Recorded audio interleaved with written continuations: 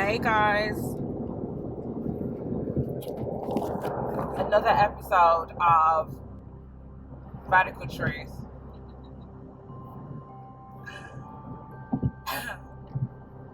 And go to Rehab. That's going to be my opening statement. Like, go to Rehab. Just bear with me here. I remember 10 years ago when I really got a handle, I would say, on my perspective of healthy well-being. A lot of synchronicities kept happening.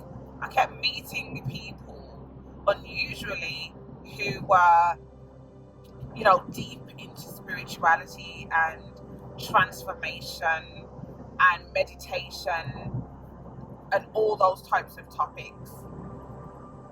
10 years before that, I was studying it by myself,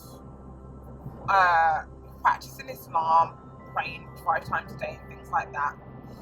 It was kind of no longer working for me, and I'm the kind of person that I don't stay in one pot if the food is not nourishing me. It doesn't have to necessarily be nice, but it needs to, be giving me my calories and nutrients. And that doesn't mean that that particular pot is bad. It just means that it's done what it needs to do for me during that time. And it's time to move on and find something else that's going to take me to the next level. And I wasn't able to articulate that back then, but I can now. And with that said, it's interesting because those days, it's almost like I was in two worlds. I was in the world of people around me who I'd grown up with and just my normal world. And then I created a kind of another world where I was meeting people who were like hypnotherapists, Reiki practitioners, and they were making big bucks off doing that. And they were very astute in their topics. So they were authors, they had radio stations. This was when internet radio kind of first come out. And it was very alien to me, but very, very intriguing. Now, I remember I started to go on retreats, just short weekends away around the UK, which led to me going to India, Bali on a regular basis to understand who I was even more, because I became very interested in those topics and how those topics related to me as an individual person. And these weren't things that I spoke about with people around me because they seemed to be very much not open to having conversations which provoke self-awareness. Again, now I get it. Not everybody can do that. Not everybody can look at themselves and say, you know what, that side of my life is very immature, the way that I move, or that relationship that I have is very toxic and therefore I'm going to cut it off. Because in some way, shape or form, they're addicted to what they get from that relationship. And they're not willing to work on transforming that addiction, whether it's a people, place, person, or thing. They're not willing to work on that addiction. And some people literally can't do it. And that was something that I had to accept. Again, I wasn't able to articulate that at the time. But what I did do was just go on my own journey. And in some ways, I felt as though I would have been equipped to support them because I am very humanitarian at heart. And those days I was very naive to thinking that I could share the knowledge they could see me as an example and take it on. However, as we all know, that doesn't necessarily always happen, and very few come on that journey with you. Now, a friend of mine was going through some difficulties. She ended up in a mental health institution. And what I find ironic is we were having a conversation the other day, and I don't know how the conversation got to this, but I had a real big realization, because I can relate to her in many ways. She's estranged from her family. Her family's always trying to attack her and sabotage her success. She's got lack of support. She tends to meet people who, again, want to sabotage her and things like that. And even those days, I tried to kind of include her on my journey, but again, she was one of the people who were not receptive or not there yet. And I remember us talking, and I says to her, it just came out of me. It just literally came out. I says, I went to rehab. I went to posh people rehab. And she was like, what do you mean? I went to posh people rehab, which is going on retreats and going to stay in ashrams with gurus. So whilst everyone else was going to Ibiza, trying to make friends, I dropped it all and went into a form of isolation. And not necessarily, it wasn't isolation like just in my house. It was isolation in terms of energetically, where I just started to literally focus on myself and strengthening my inner compass and really working on my well-being.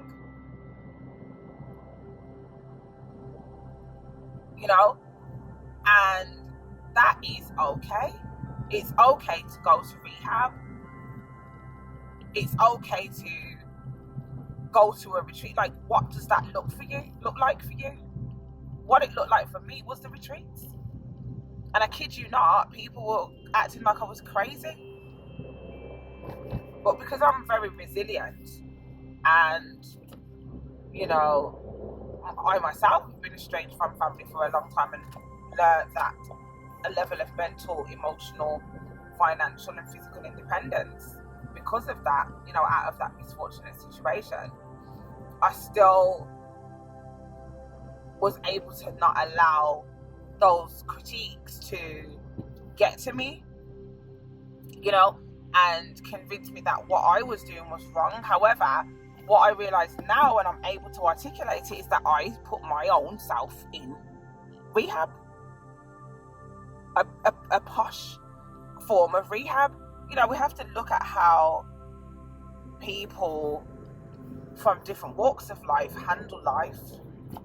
And I remember being on a particular retreat and looking around. It was like a really nice hotel, and there was like the head of Coca-Cola there, and there was like all kinds of like executive people there, and I was just like this black girl from like the UK, and it really looked like I had no right being there. However, on reflection, it was a representation of me knowing what's right, like to a profound level. And the fact that I wasn't even conscious of that was amazing when I look back. I mean, I remember my daughter's dad calling me up the one time when I was in India and he was spreading rumours around saying that I'm in India selling myself. Imagine, I'm on like a holy retreat sitting with monks and meditating and stuff and chilling. This guy is telling everybody that I'm selling myself. That's how ignorant people are. And those are the types of situations that I was actually trying to work on ridding out of my life. The fact that people just continuously, people who were supposed to be close to me, I was kept attracting a network of people who were patronizing bullies, saboteurs, antagonists, and just antisocial people. It was a reflection of my family dynamics, my immediate family dynamics, not necessarily like my grandma and uncles and aunties and stuff, but my direct household was very well put together, very well decorated, but very dysfunctional in terms of the way situations were handled when things weren't going the way Mum wanted them to go. So I left that space and was still attracting that dynamics and understanding human behavior. Now I see that that's what we do. We still cultivate that comfort zone, that normality, those situations that represent, our truth and our nest. But we do have the power to transform that. And sometimes you have to book yourself in. Don't wait for you to reach that pressure point where you're now in a situation where you don't have that independence in regards to when you want to deal with your where and when you want to deal with your well-being.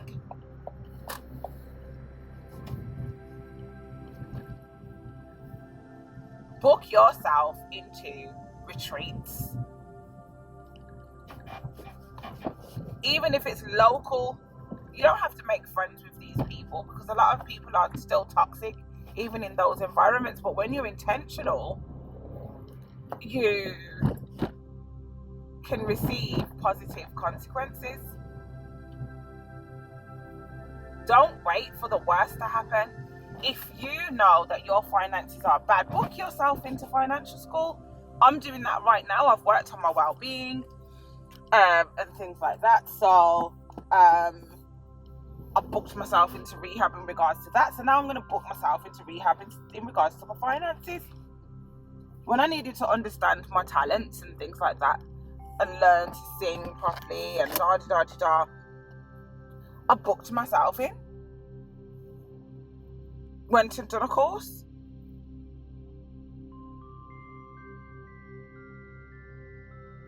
Medicated myself.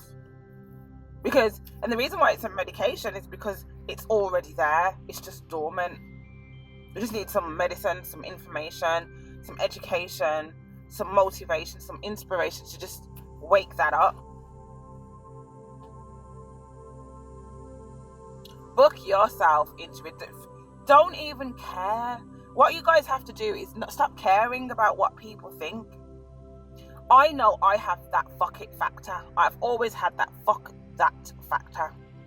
I don't care. I'm doing what I'm doing, and that has been my savior, because I'm not a people pleaser. I can't afford to be a people pleaser. That messes with your chemical balance. It creates a chemical imbalance, and if you have a chemical imbalance in your brain, that's when you get all types of unhealthy issues in your mind that prevent you from activating your purpose and living it through.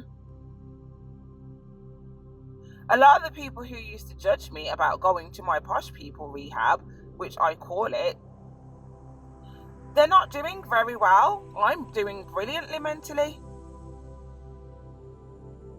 Absolutely brilliantly. As you know, some of you guys come to me for advice. Some of you guys come to me, and you book onto my classes and things like that. And you've been to my workshops and events and stuff over the years. So it's to the point now where I can transfer that information, not necessarily to the people that, I love dearly. But yes, there's people outside of my network. And, I created a brand and a income through that. They will look at you funny, they will laugh at you, they will do all this stuff whilst they're drinking. They will be laughing at you because you're now going into Buddhist mode. And look, now a lot of them have turned in Christian and going into their forms of rehab, where I'm living my life now. I'm enjoying it. That I would not want to be having to be so closed off. Older. Because it preserves your youth. It reminds you, you know what, I need to live my life. Now, how's that going to look? So it's important for those who have children as well. Teach your children to look after their well-being. Studying human nature should just be second nature. It's not, don't wait for the schools to do it or the education department. Do it yourself. Embody that skill. It's a life skill. Not like cooking, not like cleaning your house, like learning how to navigate social environments and things like that. Learning human behavior and how you function as an individual is extremely important, because you'll have people bait you out of who you're supposed to be and what you're supposed to be doing. You'll have people bait you out of knowing what's right for you.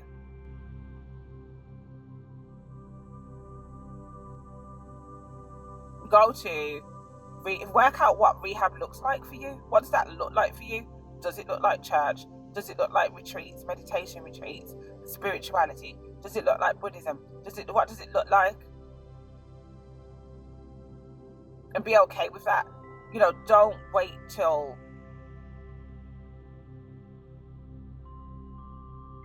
it's drastic before you take a handle of yourself.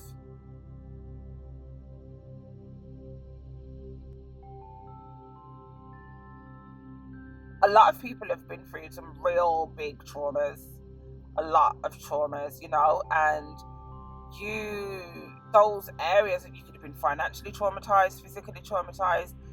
Some people have accidents and they go through rehabilitation. If you've been traumatized mentally, go through rehabilitation. Figure out what that looks like for you and have no shame around it. You could do it in many, many different ways. You've got an addiction, go to rehabilitation. Book yourself in. Don't wait till your whole life is destroyed and the people who you love are now suspicious of you.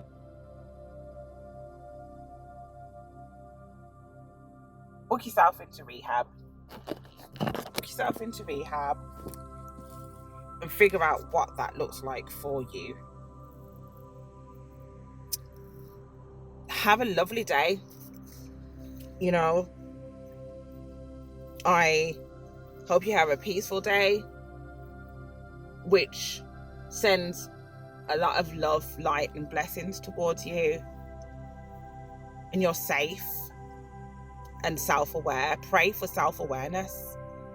If you're not very good at reflecting and you're triggered every time someone prompts you to check yourself, or you've got difficult situations going on in your life and you just can't seem to face it, pray for that strength. Pray for the strength to face it. Because I realize how resilient I am, and sometimes I underestimate how much strength those who are able to reflect actually have. So pray for that strength. Meditate on that strength. Visualize yourself in a space where you're able to check yourself to the very core. That's if you want to have a good life. And you want to have a good life in a way that looks like you're having a good life to you. I'm talking about having a big car and a big house and da da da da. I'm not talking about that. I'm talking about just your peace. A good life is your peace. Having your peace. And you don't have to disregard everybody around you, because now you're in rehab and you found your way to protect your peace. And because people do it differently to you, now you don't want to communicate with them. People who protect their peace are good people, because they'll appreciate you protecting your peace as well. I've had so many people who've turned Christian, for example, and because I'm spiritual and Muslim, and because I'm more spiritual and less inclined to practice those ways, they see me as bad and a threat. I'm not like that. I can go around people who come from different walks of life and, you know, study different religious or spiritual practices and not feel like it's a threat. It's also a mental issue. You can't, you can't, you know, be objective when you're dysregulated, then that's an issue which needs looking at. So again, enjoy your day. Peace, love and light. I'm here to chat. Serena.outlaw@gmail.com. And you know my Insta, real Serena Alnorm, and Insta and Serena Alnorm and FP and TikTok, etc. Yeah. So do comment, do share, do like and subscribe. Peace.